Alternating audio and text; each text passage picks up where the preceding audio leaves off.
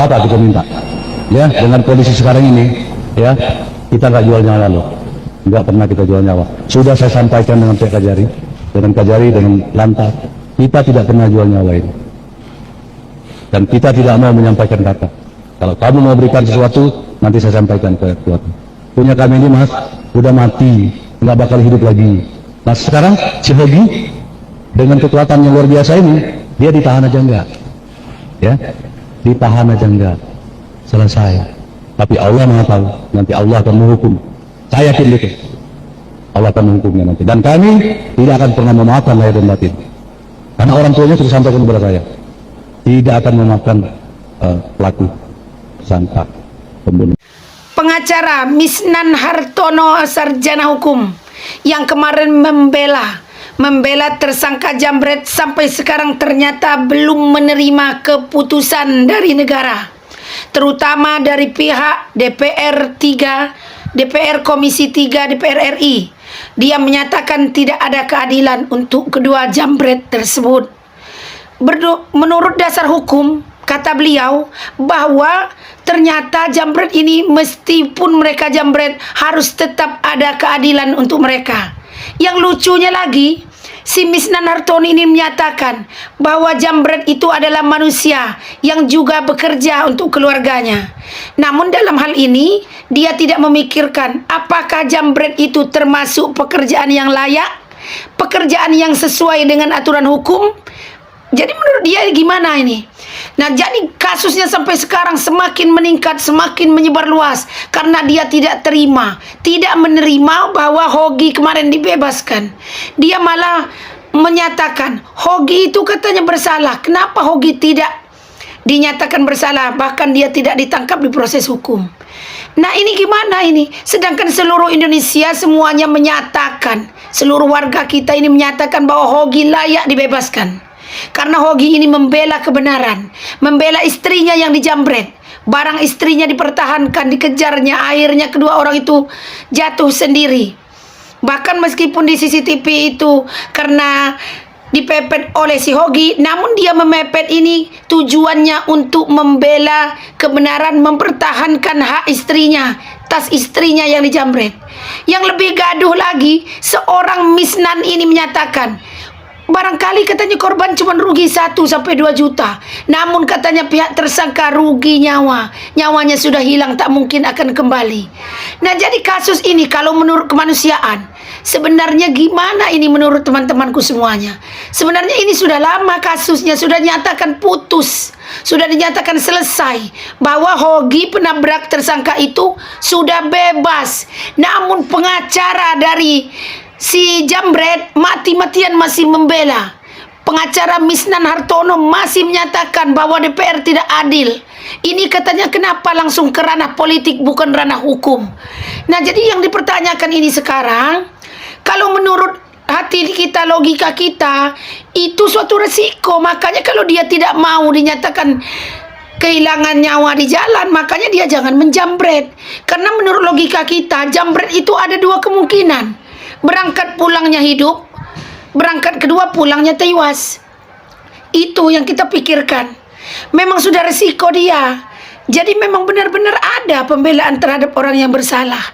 Pendampingan hukum untuk orang yang bersalah memang ada ya. Meskipun dia sudah dinyatakan bersalah, namun mati-matian dia membela. Menurut pengacara ini, dia katanya tidak akan memaafkan. Karena katanya ini sebelah pihak, malah dia menyalahkan DPR 3. Komisi 3 disalahkan. Mengapa tidak mengundang dia? Katanya mengapa tidak mengundang pengacaranya?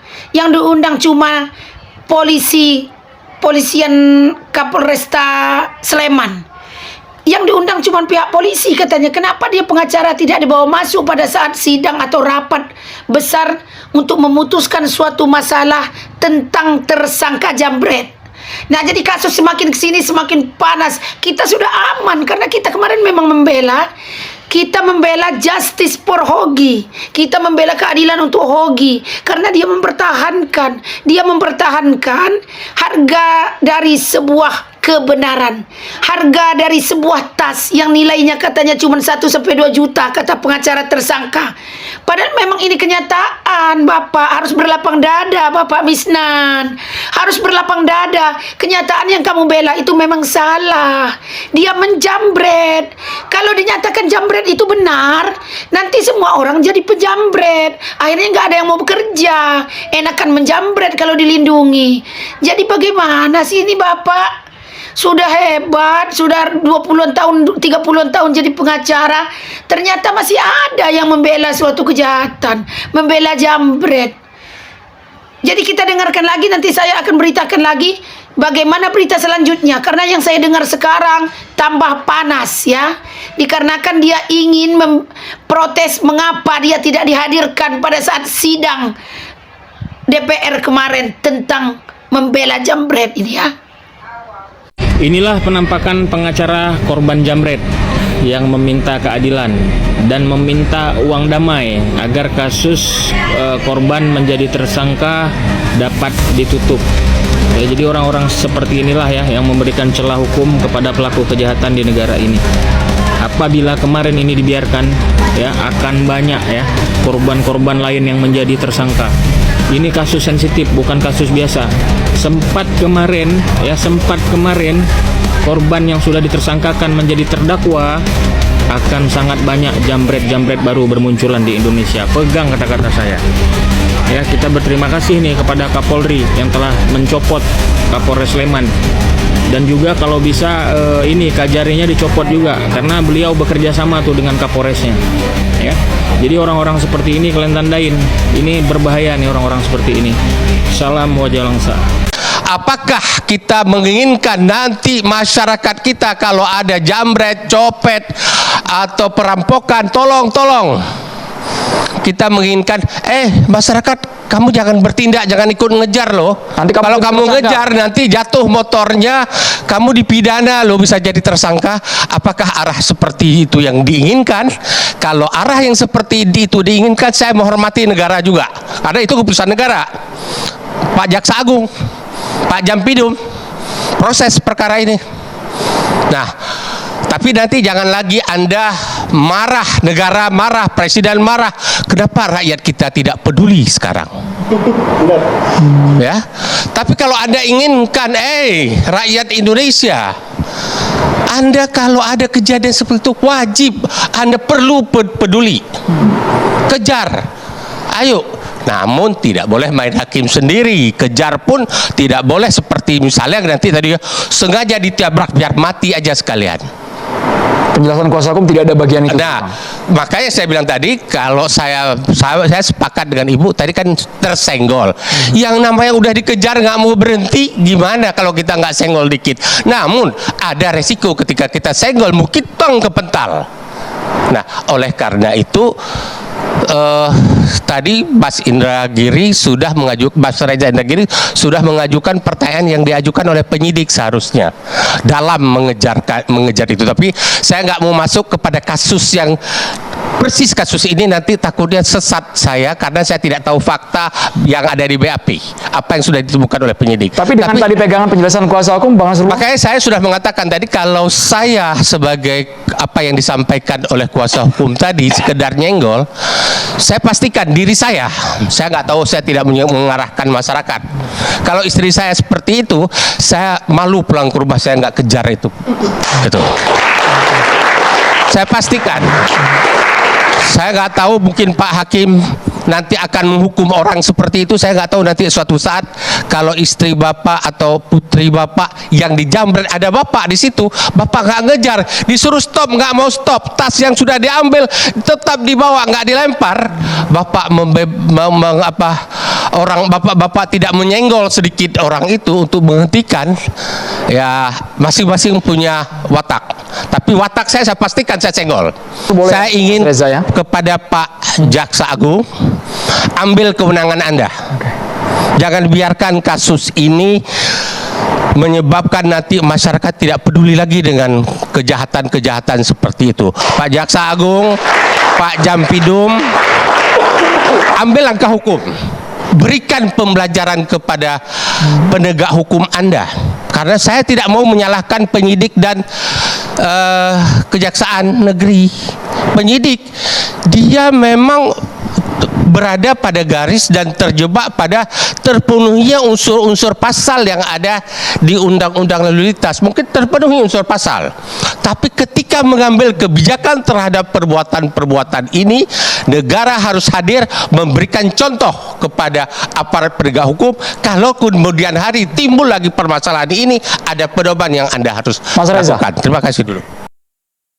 Kedua, saya agak sedikit ya koreksi bahwa antara keadilan Dan dengan kepastian kepastian hukum itu tidak bertentangan.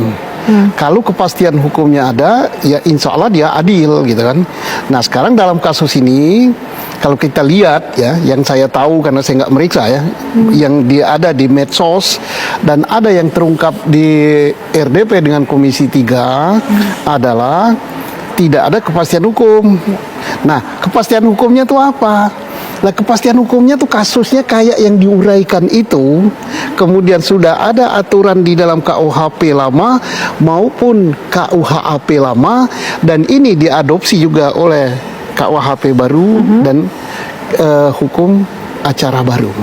Ya, hukum acara baru dia adopsi semua ya tentang apa namanya kekebalan seseorang ya, untuk kekebalan dalam rangka overmatch, kekebalan dalam rangka Northwear dan kekebalan-kekebalan lainnya ada di situ.